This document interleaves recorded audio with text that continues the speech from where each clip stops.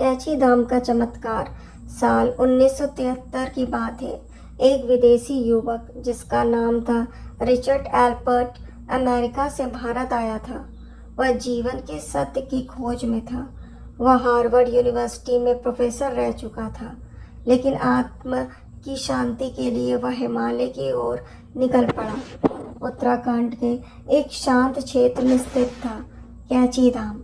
वहाँ उसका सामना हुआ एक भारत के एक अत्यंत रहस्यमयी और दिव्य संत नीम करोली बाबा से। बाबा साधारण धोती पहनते थे, लकड़ी के चबूतरे पर बैठते थे, लेकिन उनकी आंखों में ऐसा तेज और शांति थी कि वे जो देखे मंत्रमुग्ध हो जाए।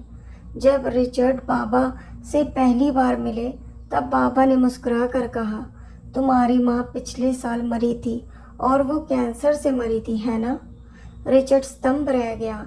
उसने ये बात किसी को नहीं बताई थी, न भारत में किसी को पता हो सकता था। उसकी आंखों में आंसू आ गए। उसे पहली बार अनुभव हुआ कि ये कोई साधारण संत नहीं है। फिर बाबा ने उसे अपने पास बैठाया और कहा, तू बहुत सोचता है, भगवान में श्रद्धा रख, मन को खाली कर, सब खुद मिलेगा।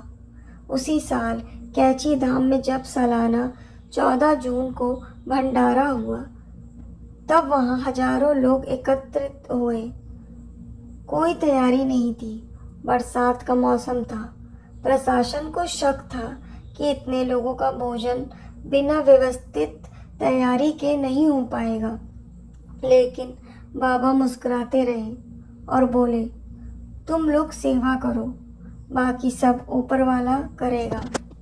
चमत्कार यह हुआ कि जहाँ केवल 2000 लोगों के लिए अनाज था, वहाँ 20,000 से ज़्यादा लोगों को भरपेट प्रसाद मिला और अंत में भी कुछ बच गया।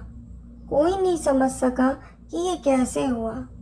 बाबा के चरणों में बैठकर रिचर्ड को भगवान के अस्तित्व पर विश्वास हो गया। बाबा ने उसे रामदास नाम दिया।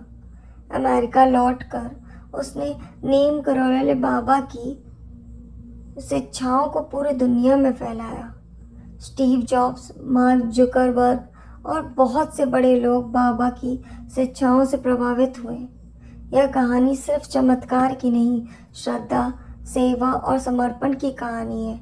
बाबा कहते थे, सब कुछ राम का है, राम पर भरोसा रखो। आज भी हर साल 14 जून को कैची धाम में भंडारा होता है और लाखों श्रद्धालु आते हैं यह मानकर कि बाबा आज भी वहाँ हैं।